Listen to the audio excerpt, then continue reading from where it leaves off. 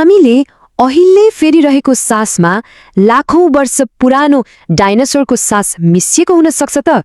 आजको यो प्रस्तुतिमा हामी एउटा एकदमै अचम्मलाग्दो वैज्ञानिक रहस्य खोल्दैछौँ। यो साँच्चीकै नै रोमाञ्चक छ है। कल्पना गरौँ त, सुन्दा पत्यार नलाग्न सक्छ, तर विज्ञान भन्छ हाम्रो हरेक सासमा ती विशाल डाइनासोरका परमाणुहरू पक्कै हुन सक्छन्। यसको मुख्य कारण परमाणु पुनर्चक्रण हो। परमाणुहरू कहिल्यै हराउँदैनन्, बरु प्रकृतिको प्रणालीमा निरन्तर यताउता घुमिरहन्छन्। सोचौं त, 6.5 करोड वर्ष अघिको जंगलबाट उडेका कणहरू निरन्तर यात्रा गर्दै आजका आधुनिक शहरहरूसम्म आइपुग्छन्। डाइनासोरले फालेको सास हावामा मिसिन्छ अनि आजका रुख बिरुवा र विशाल समुद्र हुँदै हामीसम्मै आइपुग्छ। अचम्म छ नि। तर सुन्दा कुनै जादु जस्तो लागे पनि यो प्राचीन ऐतिहासिक सम्बन्ध वैज्ञानिक रूपमा कसरी सम्भव भयो त?